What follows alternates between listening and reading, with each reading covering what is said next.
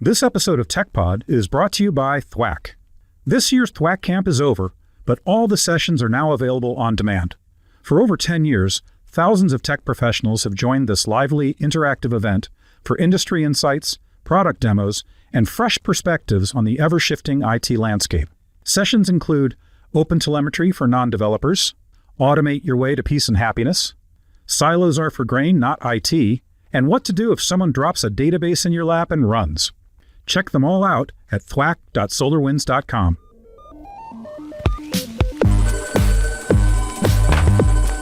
Welcome to SolarWinds TechPod. I'm your host, Sean Sebring, and here to keep me in check is my co-host, Crystal Taylor. In this episode, we'll be revealing some perspectives about marketing from someone on the inside. We'll be discussing technology's role in the field and potentially destigmafying what we think of marketing. To help us on this mission, we are eager to welcome SolarWinds Chief Marketing Officer, Brian Goldfarb. Welcome, Brian. Please tell our listeners about yourself. Thanks, Sean. Thanks, Crystal. Really great to be here. Appreciate it. Good day, everybody. I don't know if it's morning, noon, or night when you're listening to this, but we'll just say hello to everybody. I'm Brian. I am the new Chief Marketing Officer here at SolarWinds. Very privileged to be a Solarian and be here today. So I joined the company 85 days ago? Not that I'm counting the days or anything. No, it's been great. And my background is in enterprise software for the last 25 years. I actually started my career as an engineer. I was a developer writing ASP, VB, C#. I started writing Perl, building websites in 95, back in the dawn of the internet. So maybe that gives me a tiny little bit of cred. I can do a regex, like the best of them. So, maybe that gives me a tiny bit of credit. That's impressive. Regex sucks. Amen. It sucked then, it sucks now. But still learned how to do it painfully. In that journey, I worked at a bunch of places. I started my career at Microsoft. I worked at Google. I was the Chief Marketing Officer at Splunk and Tenable in the cybersecurity space. And I have a lot of experience working with the developer community, the open source community back in the day, as well as cybersecurity, DevOps, and IT professionals. So, marketing is a funny concept in those worlds. And that's why I'm excited to hopefully maybe shed some light on what it means to me, what it means to SolarWinds, because let's not be confused. We do market, and maybe make it seem less scary, stigmatized for our listeners.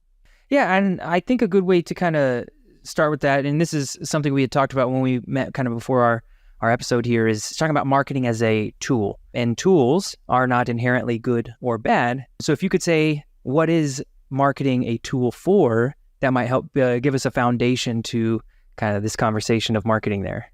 Sure. Yeah. I mean, you're exactly right. Tools in the wrong hands are evil. And I think a lot of people feel like marketing has been used for evil in lots of ways.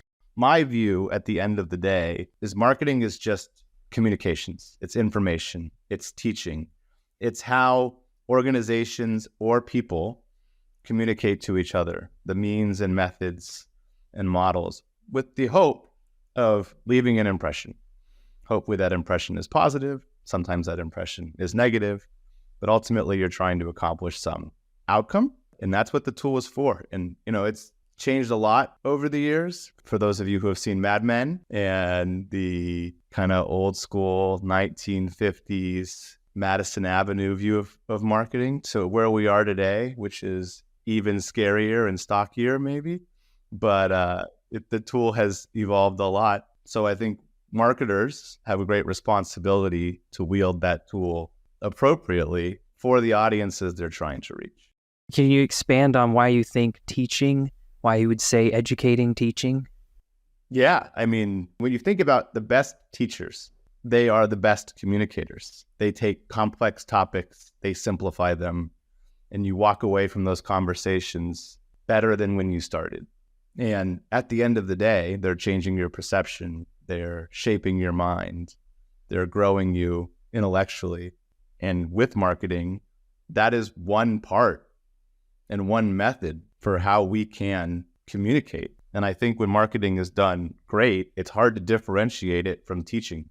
I love this perspective about thinking about marketing, right? Like the fact that you see it as a responsibility. We're also responsible for the messaging that we're putting out there as marketers, because I work in marketing as the same thing, right? And I'm a firm believer in educating, where we host events, we do things all the time. And my goal is to educate our end users. So I think it's really important that you mentioned that it is a responsibility. And we certainly know that there is bad marketing out there. There's tools out there used to market ideas that are maybe not the best ideas. And we all have our own perspectives of that. But I think that importantly, as a person, you're marketed to and you're marketing all the time. And we talked about this in our pre-discussion of how, you go to a job interview, you're marketing yourself for that job interview. You go to your kid's school and you're trying to get them into a program or like Gifted and Talented or something like that. You're marketing your kids. It's a matter of perspective. And I think that marketing kind of gets a bad rap because it can be used as a negative tool quite often. And people tie it so closely to sales. And we work for a software company. So let's not be disillusioned and say that we're not also using it for sales, because we are. But that doesn't mean it's the only goal. We believe in our products. And I don't think it's necessarily bad that marketing is a foil to sales, right? We live in a consumerized society. We buy things. We need to learn what we buy. Like I just bought new headphones because I'm doing a bunch of travel. And I read a bunch of stuff on the internet on whether I should get the new Bose, the new Sony. I totally got marketed to a lot. I got content marketed to because someone paid someone to write a review, and I got followed by ads on Amazon for the next 2 weeks until I, bought something. And then I got followed by ads afterwards. They did a bad job, but it's okay because ultimately it served my purpose, which was educating myself so that I could make the best decision for me, make consumer review, right? If you're even not a purchaser, you're just a user, maybe the thing is free, you're still at some level consuming marketing. You could let's just talk about open source, which I think is an interesting concept, right? Phenomenally impactful on the world. This changed everything really. And the amount of good it's done, although, it's been an interesting couple of weeks in open source supply chain, XZ and things like that. But just using free software, contributing to a community, being a member of a community, while you wouldn't call it marketing because it's not overt in what you might align to in a traditional sense, it is, right? They're giving you that thing. They're trying to convince you to use it. They're showing you value. They're solving problems. All that in some way falls into big, broad, super bucket, And maybe I cast a wider net than the average person, which is fair. But I do think in many ways, it's all part of a broader story that you're telling. And you're just using different ways of telling it. Sometimes it's code, sometimes it's community, sometimes it's content, sometimes it's advertising, packaging. You said net just now. And before we finish our stigma part of this, I think that's where a lot of the stigma comes from. If you're walking your dog and the dog's not good at being walked with a leash or a lead and you pull, they bear down, right? People don't like being got. They don't like being led.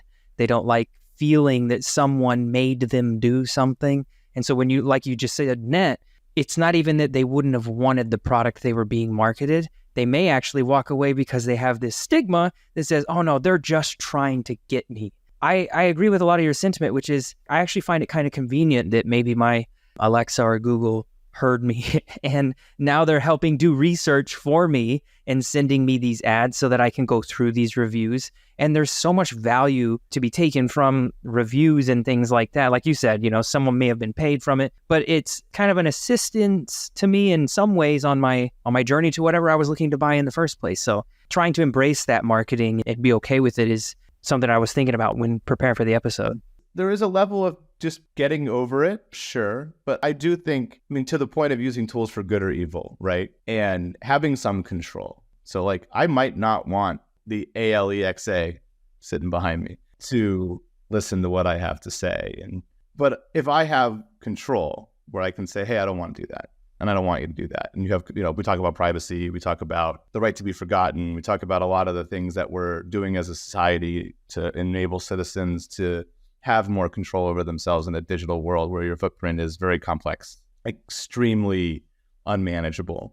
in a lot of ways. Like, I think that's a big part of it, right? That's where it comes down to responsibility, like Crystal was commenting on. We can wield this microphone, this marketing tool set in a very positive and constructive way that aligns with kind of the ethics of any individual, and you cannot. And that's where the stigma comes from, I think, in a lot of ways, because not everyone wields that tool in the same way, and not everyone wants it to be wielded in the same way. And so, like, when you throw a party, right, you can't please everyone. There's always going to be someone who's like, I like brown chip, whatever. I'm not a guacamole person, or whatever it happens to be, and they're just unhappy with the food. Or like you throw an event and you do a survey because you want to know what people think. Someone's going to say the room is too hot, and someone's going to say the room is too cold. And it's impossible to find a temperature that satisfies 100% of the people. And in many ways, when you're doing marketing or any sort of communication or engagement, you have the same problem, right? So the goal has to be to, one, have principles that you follow, that you feel comfortable with so you can sleep at night. And two, to do everything you can to, address the maximum utility for the maximum amount of people, knowing there's always going to be some group that is unsatisfied. And that's okay. I think privacy is a conversation that we could have for hours, so I'm going to gloss past all of that. And I'm going to say that I think pointing out that human beings are different and there's always going to be detractors is really important to notice, especially with the advent, like this impact that social media has on us these days, right? Like, it's got people in a chokehold, right? You see things on social media all the time. And I think what I want to stress about that is, as a consumer of any kind of marketing, it's also your responsibility to validate integrity. As marketers, it's our responsibility to deal with marketing with integrity, right? We want to represent our products or whatever we're marketing ourselves as honest as a way as possible. I think part of that is shaped obviously by perspective. What is truth, right? That's a whole different conversation. We're not going to get too philosophical, but what is truth, right? And truth to me might be different than truth to you, which leads to those detractors saying like the room is too cold. Well, the room was just right for 50% of the people, but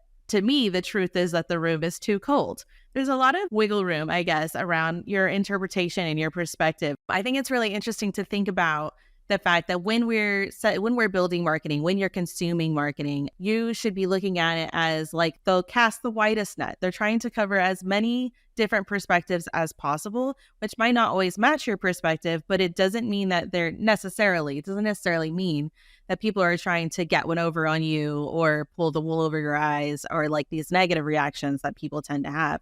We were talking about, you've dealt a lot with like engineers and developers and all that kind of stuff. And we know IT professionals, developers, engineers tend to have a negative reaction to marketing and sales, like a blanket negative reaction.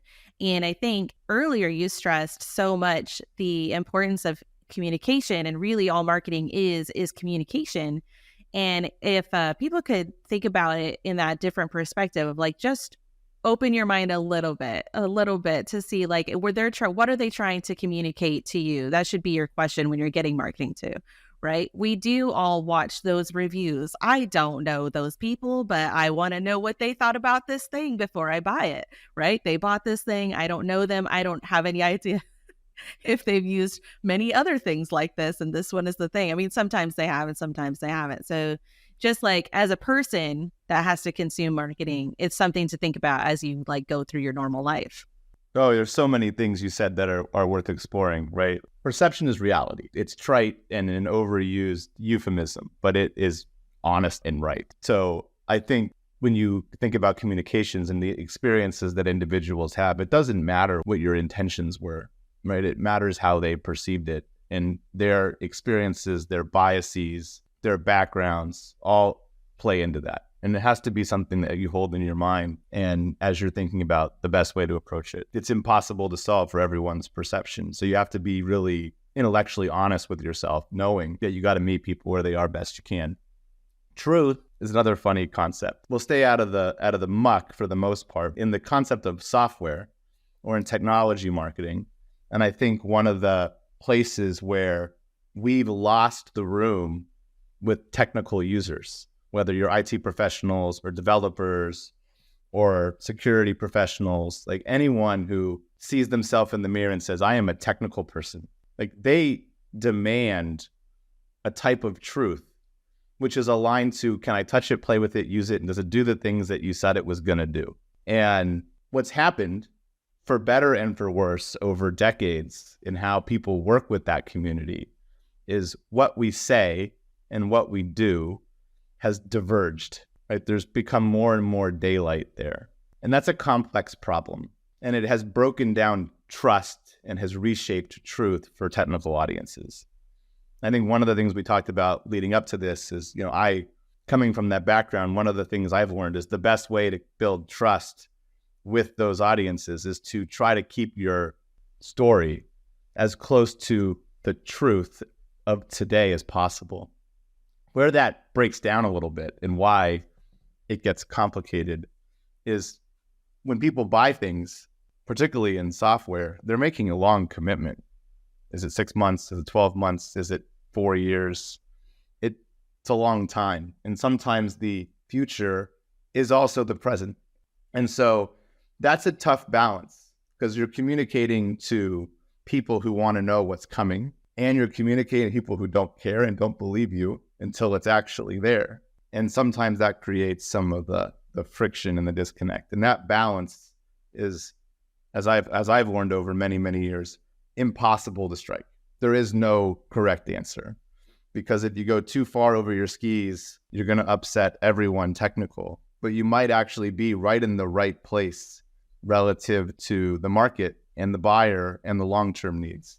And if you hold it too tight to where things are, you might just get left behind, even though the person who's using it's like, you said it does A, B, and C, and it does A, B, and C, and someone else said it does all the way to Z, and your boss's boss's boss bought that. And so that's the rub on some of those things. And then the last I'll say, which might be fun to explore, was kind of, you talked about breadth, the blanket conversation. And that's historically what's made marketing hard, right? You have one thing for all people. What's cool now is you don't have to do that. You can actually be a lot more personalized and specific. And part of that's super scary, right? Because you can get stuck. The world can tune itself to exactly what you want to hear or what you expect to hear. And it can mislead you in ways that you don't expect. We see this in social media and playing out in a lot of ways. It also happens in the echo chamber of software. Like if you want to believe something, you can certainly find that place to believe it. And so I think that's like, we're in this interesting world of like, hey, I can have just think about a website. I can get the website in theory to tell you whatever it is you want to hear for you. And then I can get it, just tell Sean whatever it is he wants to hear, because he likes blue things and you like green things, and it'll just change. You had to make those bets. Those are all interesting topics for sure. I just want to add a little bit of color to what you were mentioning about the truth in marketing. I think something to realize also is that the truth, especially when you work in technology, is constantly changing. So we as marketers developed a piece of marketing that was designed for you specifically, that you like blue or green. But between when we developed that piece of marketing and the time that you read it, many things will have changed. Many things will have changed. You work in software, you work in development, you work in anything that works with technology, especially with, and this will take us to our next point, especially if you're using any tool that includes AI, all that truth is going to change between the time of when I created it, when I created this piece of education even, and the time that you consume it. That truth may have changed 15 times, and it may not have changed a lot. It may be marginal, but it might be enough for you to say they weren't completely honest. Ain't that the truth? Because things are evolving, right? I mean, you think about cloud software, CI/CD, right? Theoretically, you're pushing new stuff every second, and it turns out writing words takes time. Even if you use a robot, it still takes time. And so things get out of date really quick, which is another reason to be ahead, just to give yourself a chance. And if you happen to catch it at the wrong time, whatever, it can be weird. One of my pet peeves is, I think software marketers are like the most guilty of this, and executives are the most guilty of this. The boredom factor and the repetition factor. You build something and you do it once, because it's a lot of work, right? You guys both build training and content and videos, and that doesn't take 5 seconds. That takes days and weeks to put together. And it's a huge investment, heart, mind, and soul. And then you do it once and everyone's like, do it again. And you're like, well, wait a second. How many people saw it? I don't know, 367. Like, cool. How many humans are there? Like, okay, 9 billion. How many people do we care about? More than 367, right? And by the time you get it to everybody that you want to see it, it's been out for months. The people who are talking about it have seen it a bazillion times. People who haven't seen it are like, I never knew this. And that goes to your temporal piece, right? Where that content evolved without ever changing over that time period, whether you saw it the first time or the 10th time or whatever, and where you kind of tuned in. That's, I actually think, one of the hardest problems in our world. Like, what does it mean for something to age out? When is it truly not useful? You know, you could kind of apply this maybe in a more relatable way with that ad you see on TV for the 75th time. And you're like, oh my God, if I see another Rice Krispies ad, I'm going to jump out the window. But not everyone's seen it. And that's like a really tough conundrum. I can imagine that marketing metrics are some of the toughest things to measure because of what you just said. There's so much unknown out there about, well, we see that it was clicked 50 times, but how many of those 50 were the same person who clicked and forgot and closed it out and clicked again? And I can only imagine. It's actually a crisis right now. There's a crisis in measurements of marketing. If you talk to CMOs and marketing professionals all over the place in any industry, digital marketing created the most measurable form of marketing ever. And at the same time, it's shifted everyone's desire to only measure. And as a result, it's created tension in the ecosystem around the marketing that's harder to measure and harder to quantify ROI on. And that's like a really interesting kind of current state problem, you know, that's often discussed in the frame of awareness versus demand, which is a silly framing. Brand impressions are an easy thing to pick on. How do you value that? How do you measure it? How do you know in B2B software, more specifically, right? B2C is a little different. Like, how do you know if that thing was useful? And it's created a lot of really interesting incentives. Some of those are good. Some of those I think are really bad. But it's probably the biggest topic right now amongst marketing leadership, because we all know intuitively, like religiously, I always say you got to believe in this, because you can never really show the value in the way that digital marketing has promised the world that it has. And then the flip side of that is the promise isn't very real either. There's a lot of black magic and voodoo, but they've convinced everyone that, oh, you can just stripe the measurement end to end and you'll get the answer. And that's true if you run an e-commerce site and you buy a t-shirt and that transaction takes 72 hours, 2 weeks, a day, instantaneous. It's extremely untrue when those conversations last for months or years. It's an interesting problem between qualifying your metrics and quantifying your metrics, right? If I can say someone clicked on this 50 times, but what does that mean? Like, are they going to do anything with that information? Is it reaching them? Is it educating them? Did they watch the video for more? I mean, like, these metrics all don't mean anything without context. And I think that is probably the largest problem there. You talked about that kind of conundrum that I've seen as well, right? Like, even just in my small role in marketing, which is mostly educating and working with community, but like even in my role in marketing, I've seen that be a problem. And it's a big point of contention, even between marketing departments, right? Like, because there's different types of marketing going on. And even between marketing departments, it's a big issue of like, what do we quantify? What can we qualify? And what is actually important? And you mentioned that digital marketing has kind of made this problem for itself. And I think that's a good point of like, what is the role of AI in digital marketing? Is still continuously evolving, but like, where do we see this going? I think we need process and protocols, and we need safety measures.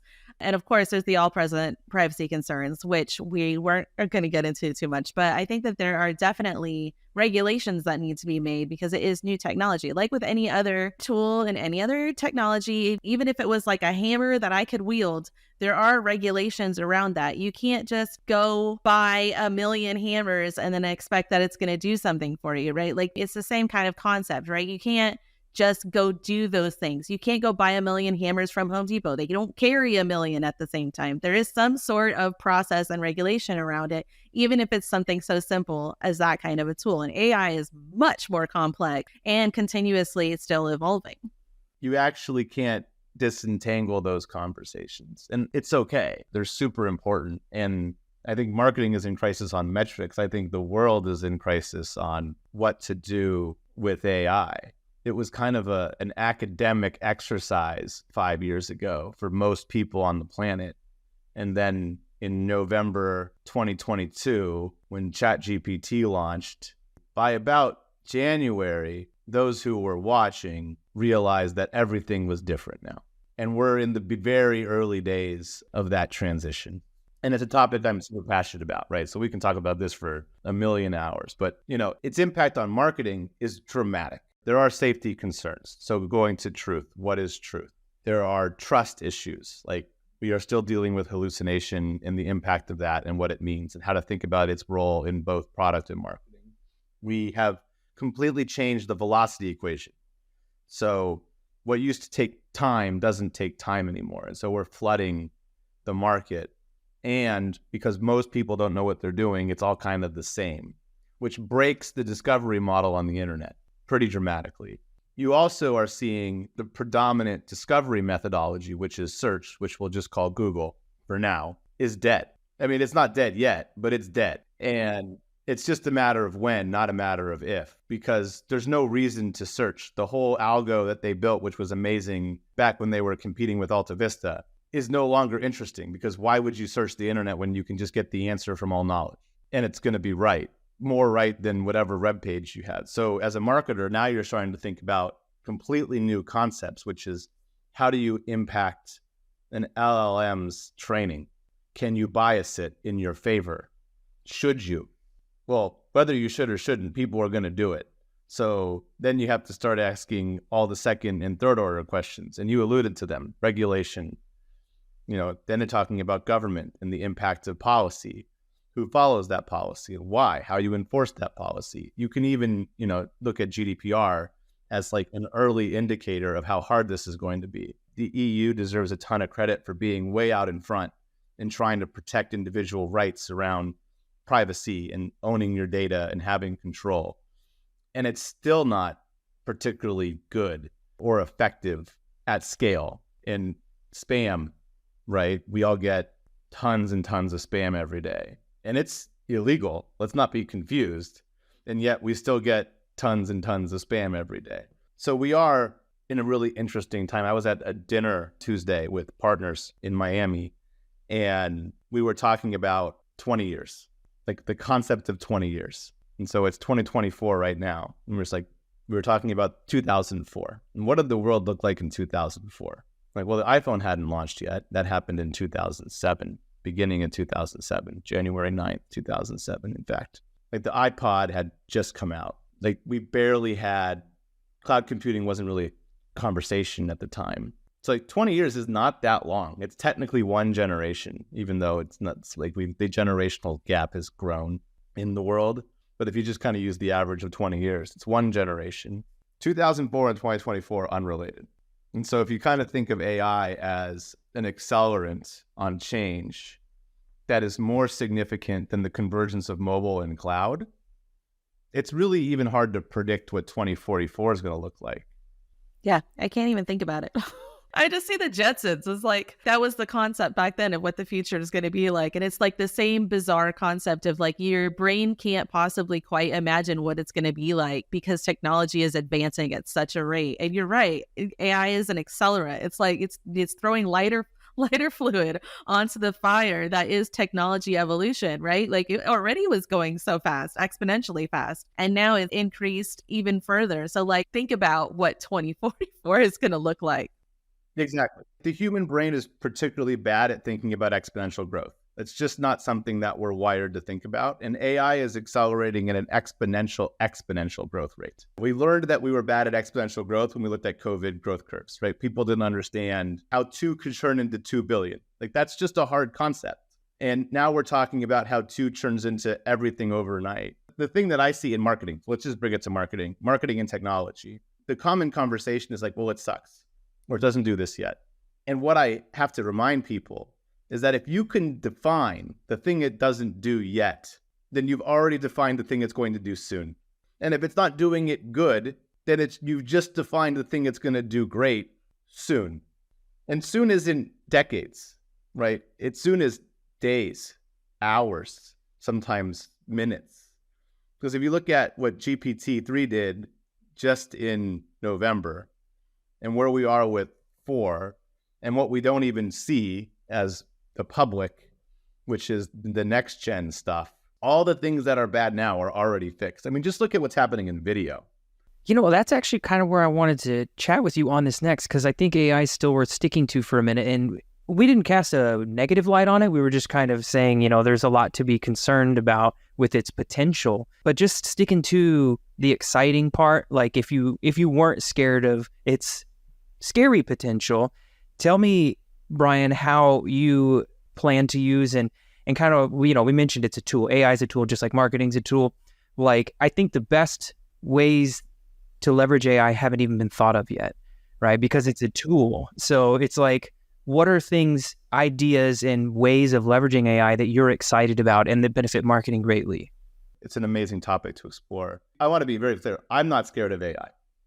I'm scared of bad actors in every new technology. I think we see that all the time. And I know that bad actors will weaponize AI. They already are in negative ways, and it will stigmatize it, just like bad actors weaponized marketing in negative ways and gave it a bad rap for a lot of people. But for good actors, people with principles and people who want to use it for good, the utility to the world is significant. And if you think it from a marketing perspective, like we can start walking through the use cases. Let's just use this podcast. We're going to spend an hour together talking about things. And now we can transcribe it into text. And then we can use that text with AI to produce the ads that tell us what's coming, to produce the images that market it, to produce the blog posts that tells people why they should care, that summarizes this conversation, because no one wants to listen to an hour-long thing. They just want the 60-second TikTok version. And then build the TikTok post. And then send the email to your people about the thing and respond to the email when someone asks a question and give them a better answer than the person who would have answered it before. You think about production. We spend a lot of time producing things, art, images, things like that. Like that goes away because robots will do it better, faster, cheaper.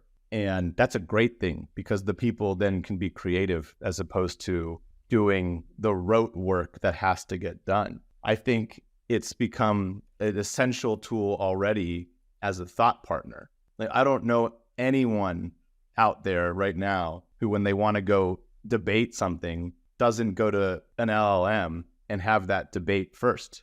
Product naming. It's incredible. We used to pay hundreds and hundreds of thousands of dollars to organizations that did product naming.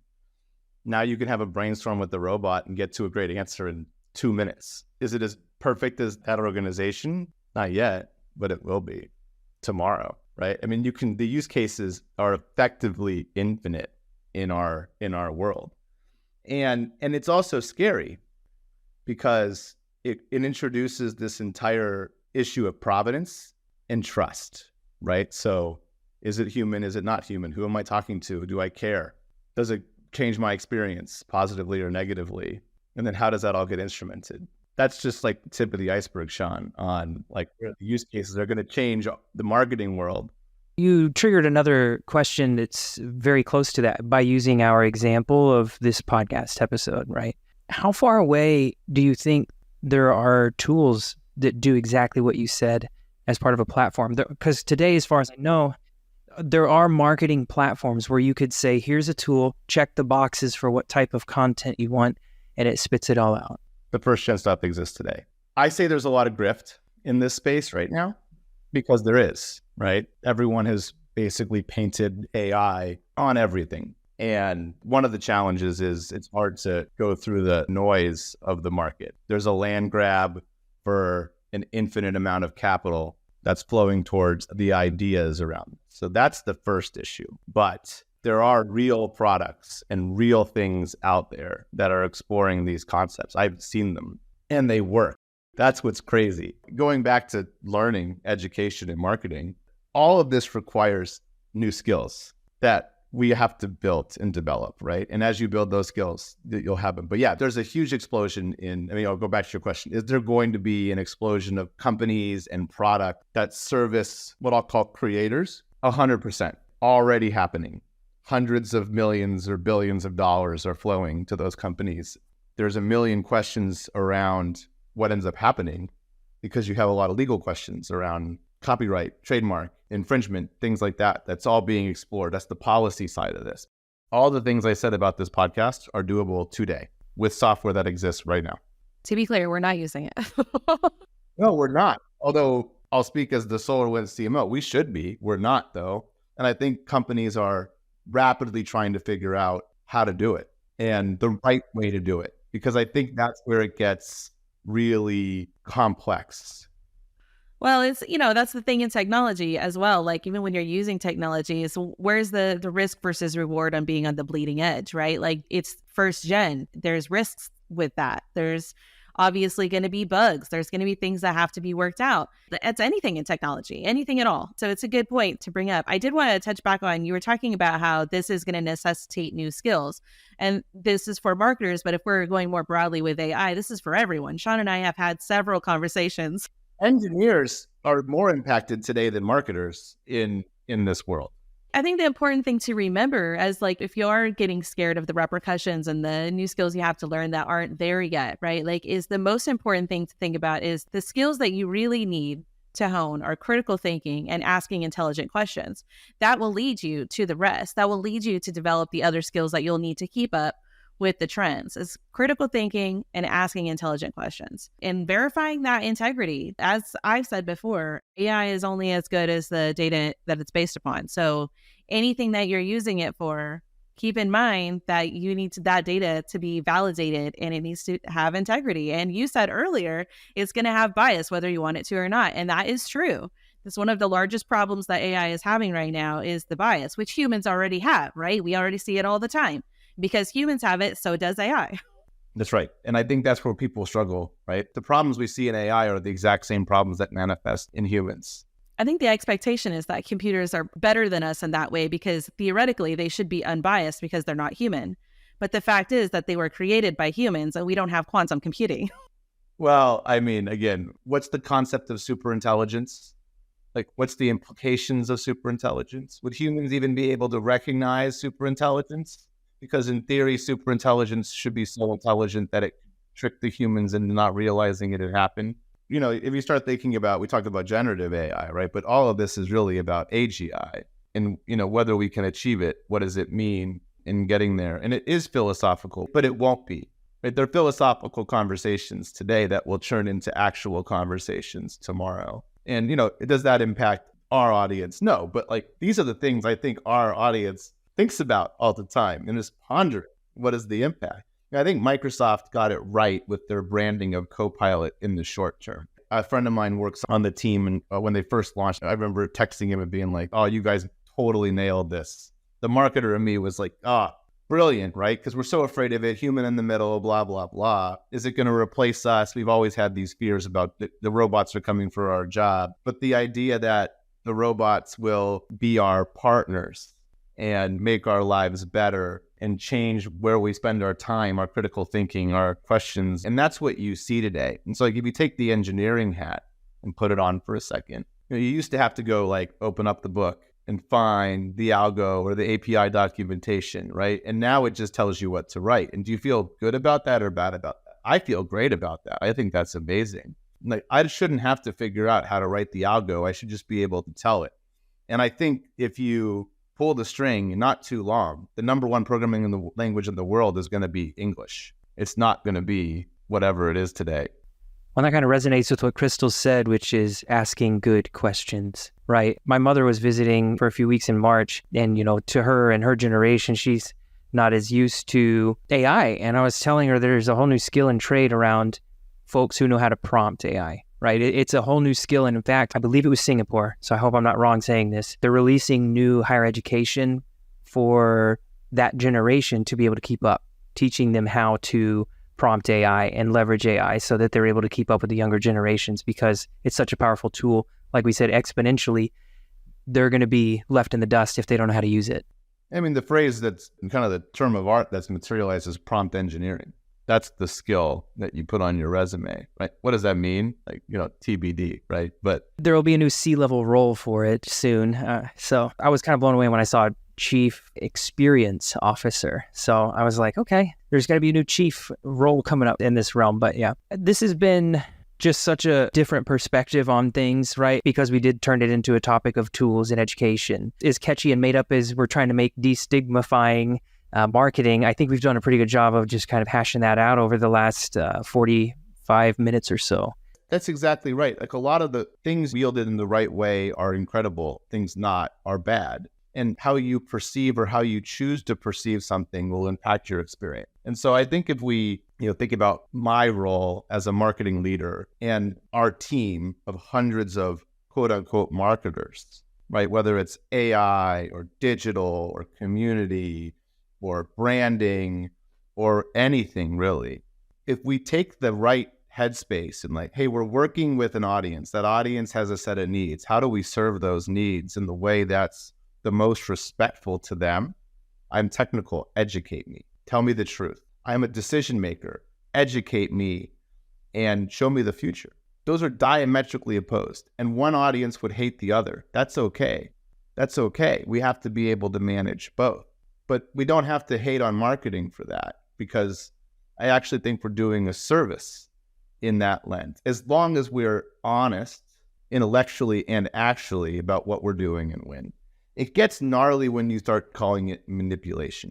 And that's where I think the stigma comes. It's fair and it's unfair, right? Because that's a negative word, but shifting perception is not a negative. You wake up in the morning and say, I want people to like me. You go to school and you want friends. All that's shifting their perception. Like, I want someone to see me as an athlete. I'm going to work hard. I'm going to exercise. I'm going to practice so I can get better. Like, marketing plays all of those roles in the communities that they serve. And so for our audience, for me, the big takeaway is, hey, we aren't here to do evil. And when you don't like something, it's okay. Maybe it wasn't for you. And maybe we got it wrong and need to hear the feedback so that we can do better. All that's possible. I think that's the big thing for me.